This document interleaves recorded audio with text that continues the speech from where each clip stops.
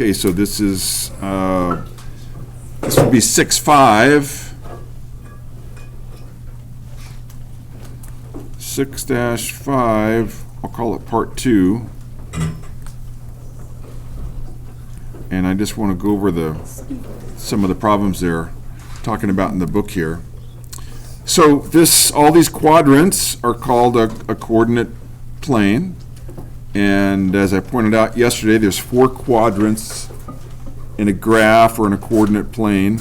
And so this would be quadrant 1, quadrant 2, 3, and 4. Talked about this yesterday. And again, for those of you that were not here yesterday, you can watch the video. And remember, this is the x-axis going from left to right, and the y-axis is vertical, straight up and down. And you guys turned in your homework, and I gave you an assignment. Most of you turned it in. So let's look at example 1 here, and it says identifying an ordered pair. And I could see you guys having problems like this. And so number 1 here, it says, which ordered pair corresponds to point T? And so you might have a graph, and on this graph, there'll be points in different locations, and they might ask you, and they might label them A and B and C. And so they might say, what's the coordinates of point C? And then you would answer that. Well, in example 1 here, they're talking about point T, and you can see point T is right there. And so you would need to find the coordinate pair, and they give us 4 to choose from for point T. So let me pull a stick here. We're looking at point T. Mr. Rainbolt, can you tell me where point T would be? What would be the coordinate pair for that? And if it's kind of hard to see on the screen here, I'll make it a little bit bigger, but it also would be probably a good idea to just look in your book here. Let me cut this out really quick. And I'll copy and I'll bring it over here and make it a little bit bigger. So anyways, Mr. Rainbolt, back to you. Can you tell me what the coordinates are for point T right there? 3 and -3. Nicely done. So Mr. Rainbolt went all the way to 3 because that lines up where the point T is, and he knows that you do the x value first, and then he went down 3, which is -3, and so it is exactly as he said, 3, -3. That would be the coordinate pair. And then you would just look over here and see which one that would be, and then you would mark it accordingly. Questions on that, you guys? I'll put up 50 points. All right, so let's go to the next one, example 2. It says plotting ordered pairs. It says plot A, -2 and 3 in a coordinate plane and describe the location of each point. Now, this is something you guys will probably come across, if not just in this section, but in others in the future. And when they say to describe the location of the point, don't just say, oh, well, it's -2, -3. When they talk about describing, they want you to talk about or describe or explain how you would get to that point.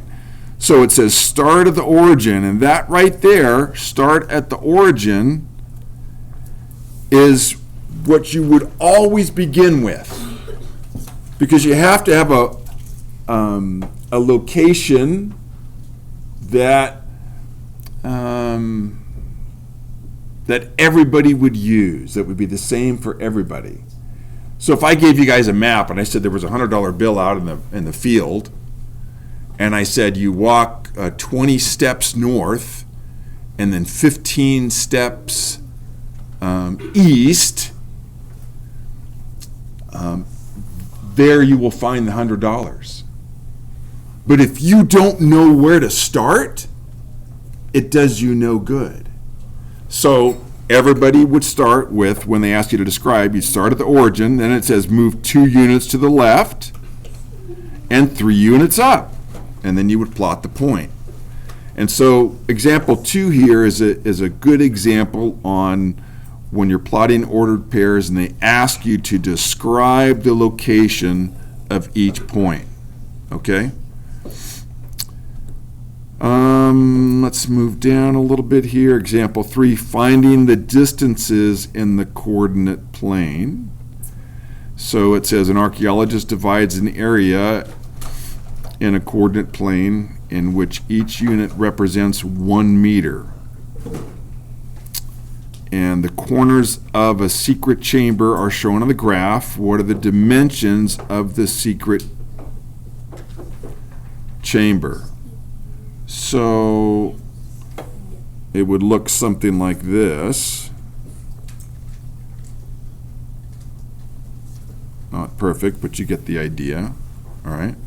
If each one of those that's all right. If each one of those squares was 1 meter, how would you figure out the area of this square? Not the perfect square, but you get the idea.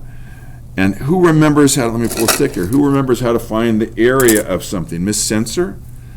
Area equals what? How do you find the area of something?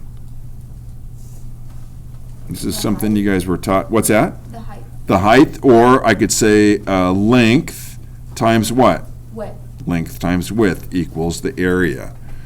And so then you would just count how many that is. So this would be 1, 2, 3, 4, 5, 6. So it'd be 6 across the top. So we could just say 6 times, and the width, 1, 2, 3, 4. 6 times 4 is 24. So, and they said it was 1 meter. Each square is 1 meter. So it's going to be 24, and Miss Sensor, I'm going to keep picking on you here. 24 meters what? Because we're talking about area. Talking about all this in here. What goes with that M that I would write? Do you remember? No, I do not. No? Okay, put up 50 points for the first part of the question. Miss Werner. Yeah, 24 meters squared, because when we're talking about area, it's squared. And so, Mr. Alcama, if we were talking about volume, I'm going to have a little square here, and we're not just talking about area, we're talking about volume. In other words, everything inside this cube. And so I'm just going to make up a number here, and I'm going to say it's 47 meters. And so for volume, what would I write with the M?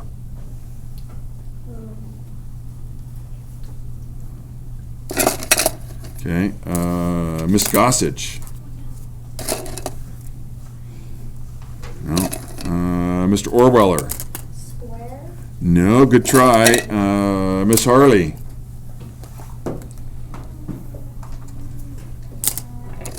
All right, it's now worth 100 points. Mr. Williams. I don't know. Oh, you guys, you're killing me here. Miss Scott. Cube. Cubed. When we're talking about area, you cube it. You mean It's a volume? 3. Yeah, volume. Or, yeah, thank you, volume. I mean volume. So volume is cubed. Well, you guessed right, so put up the points. Okay. I don't know, how many did I say? 100. 100? Okay, all right. 100. All right, let's look at example 4 here. It says real-life application. Blizzard hits a town at midnight. The table shows the hourly temperatures from midnight till 8 the next morning. And it's hours after midnight, 0, and then 1 hour after midnight and 2 hours and so forth, all the way to 8 hours after midnight. And it says display the data in a line graph and write the ordered pairs. So look at this for a moment here. The first ordered pair is 0 and 7. And so that's right here. Now look at this for a moment. The first value is X, and that didn't come out very well. Let me do a darker color here, is X. this is X, and the temperature is Y. So this is the first ordered pair, 0, 7. And then the next ordered pair is 1, 5. And here's 1, 5. And so the first one that you'd mark is the 1 and the 5. And so if I went to 1, that'd be right here, and then up to 5, you can see it's marked right there, and they even labeled it. It's 1, 5. And the last ordered pair that we'll look at here, let's see here. How about 5, negative 4? Let's look at that one for a moment. 5, negative 4. So 5, we'd go in 5 and down to negative 4, and you can see it right there. So sometimes you guys will have problems where it's a real life application, and they'll have you plot everything on a graph. All right? Questions on this, anybody? All right. Let's take a look here. And I'll get you guys some more graph paper here. I've got some graph paper that's got, I think, 6 or 8 little graphs on each one.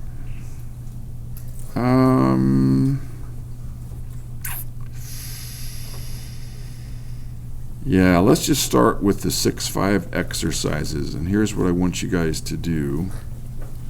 You could answer number 1. Number 2. I'm not worried about number 3. Number 4, it says plot and connect the points to make a picture, so you'll have to be able to do that. And let's see here, write an ordered pair corresponding to the point. So for point A, let's just do that one together here really quick. Where's point A? There it is right there. Okay. It says write an ordered pair. Would it be 3, 1? So let's take a look here. Looks like it would be 3 going along the x value first, and then up 1. And so that ordered pair for number 5 is 3, comma, 1. So that's what they want you to do. So 5 is done for you. 5. Yeah, just do all those. 5 through 14. And then plot the ordered pair in the coordinate plane. Now, notice these here in 15, 16, 17, 18, 19, 20, 21, and 22. A couple things I want you to look at here and think about for a moment. So you're going to have a graph, and so let's say number 15, it's going to be right here. So what's that letter that's associated with 15? Okay. Okay, so you don't have to write 4, 3, just put a K right next to it. So label each one, all right, with the letter that they gave you.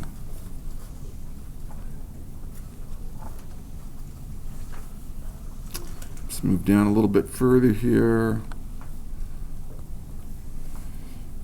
23, 24. Plot the points and find the distance between the points. Yeah, 25, 26, 27, 28, 29, 30. So one thing they didn't do in that example up above that we went over, they told us what it was. It was meters. So I'm going to say these are inches. Inches.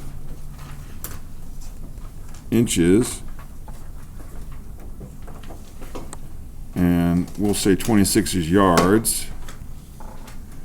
And this is meters. And 30 would be miles. So make sure you label them correctly. So write down what I just now did. Let me see here. Yeah, we'll stop there, I think. So what have we got here? Let's take a look. So this is 6-5. Do 1, 2, 4, 5 through 22. 5 through 22. And I think that was it. Nope. And then, 25. yeah, 25 to 30. Move that out of the way there. All right. Questions on any of this, you guys? No? Okay. Let me end this.